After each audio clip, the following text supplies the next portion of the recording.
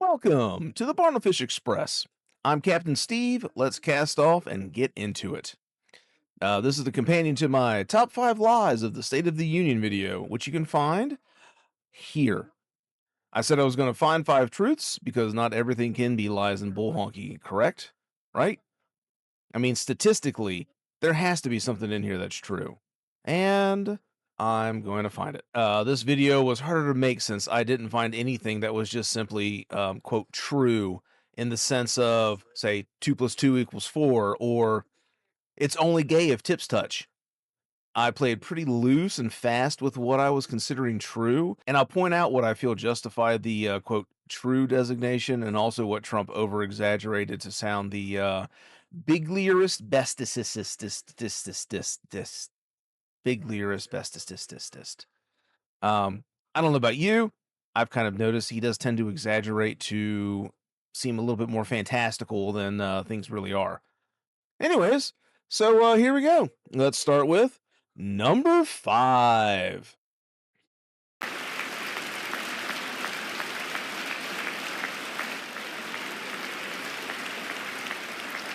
And last year, the murder rate saw its single largest decline in recorded history. This is the biggest decline, think of it, in recorded history, the lowest number in over 125 years, year 1900. In fact, All right, so here it is. First sentence, true.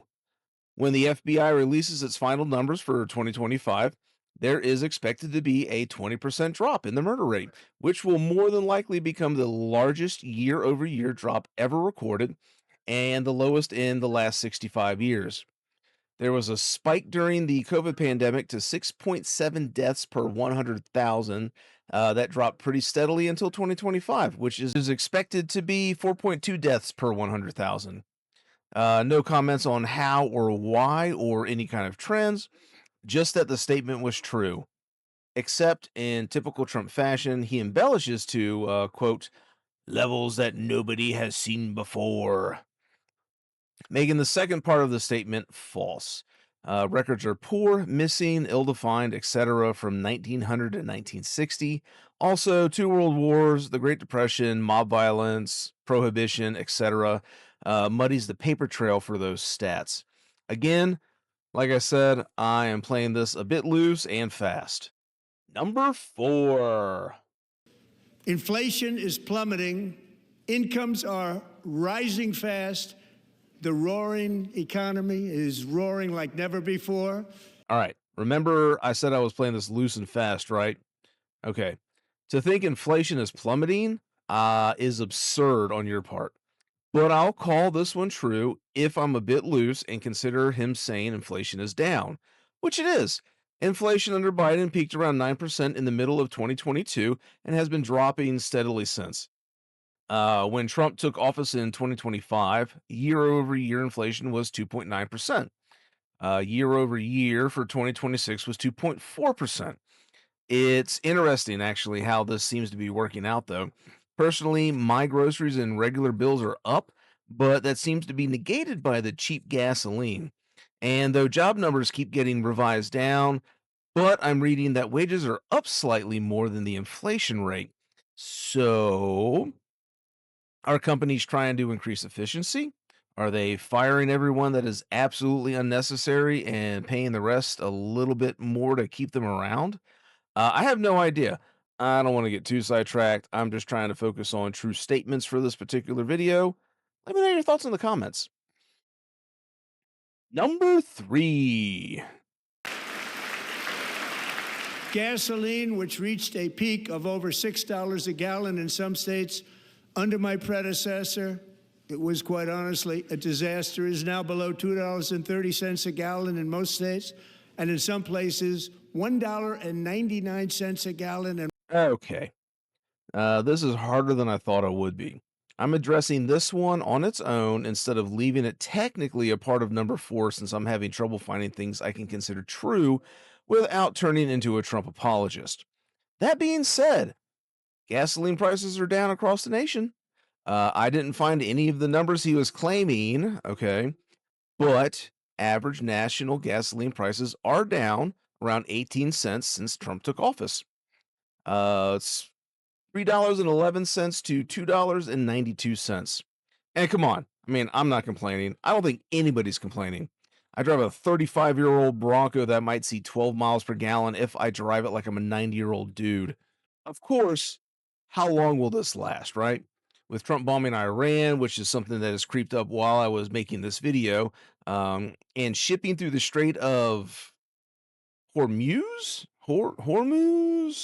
I don't know if I said that correctly, but anyways, that strait is closed. Crude oil is already up to $72 a barrel as of this recording from an average of $66 pre-Iran invasion.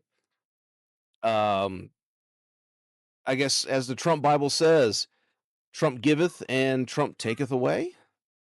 Number 2. More Americans are working today than at any time in the history of our country. Think about that. Any time in the history of our country, more working today. And 100% of all jobs created under my administration have been in the private sector. I have to admit that when I heard this claim, my quote, Trump derangement syndrome kicked in, and my first thought was, this is bullshit. But no, actually, I even cross checked with NBC. Yes, I can hear your collective gasps. 584,000 jobs were created in 2025. Pre revision, check that. Those numbers were revised down to 181,000, which is just fucking incredible. And I believe I referenced that in my last video about top 5 lies from the State of the Union. Ironically, that is the worst year for job creation since the pandemic. 2022 saw 4.5 million jobs created. 2023 saw 2 million jobs created, as did 2024. This is according to the Bureau of Labor Statistics. But unemployment is holding steady above 4%, which isn't terrible, but combined with the weak job creation, really sounds like the economy is stagnating a bit, i.e., people are staying put in their current jobs because there's nowhere else to go. I'm no expert, I'm just a dude, and I'm just reading the numbers in front of me. But combine this with number 4, it does look a little concerning, but again, I'm getting sidetracked. I'm just here to report that I found a couple of true statements. Number 1.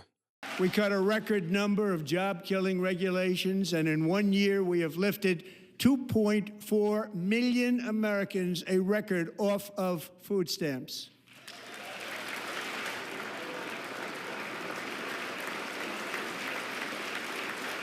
So, this one is dedicated to at Surge P60. I think I said that correctly because he commented on my 5 Trump State of the Union lies video and asked for it. And I dug into it, and it's once again a technically true statement, but it really needs context. The 2.4 million number itself isn't an actual number yet. It's a projection of the number of people that will be kicked off the Supplemental Nutritional Assistance Program, aka food stamps. This is according to the Center on Budget Policy and Priorities. So, when Trump's one big beautiful bill was passed, cuts to the program happened and eligibility requirements changed. The timeline and requirements vary by state, obviously, which is why the 2.4 million number is currently an estimate. The law gets rid of exemptions for veterans and people experiencing homelessness to provide documentation to provide that they have met the new work requirements, as well as elderly adults who are guardians to preteens to get a year of assistance. If they do not provide these requirements, they get like 3 months. So, yes, possibly 2.4 million people are off food stamps. We shall see, but it's not like their financial situation has improved under Trump. They are just going to be kicked out of the program. Womp, womp, womp. So, yeah, those are my quote unquote truths from the State of the Union. If you have any statements made that you'd like me to look into, leave me a comment below. My next video that I'm working on will be the breakdown of the Democrat response, which will probably be disappointing in its own way. I'm not exactly thrilled with either party at the moment. Anyways, if you found this entertaining or informative, or you just don't hate it, let me know. Also, if you have any advice on how to produce better audio, I'd be very interested. And with that, I'll see you at the dock.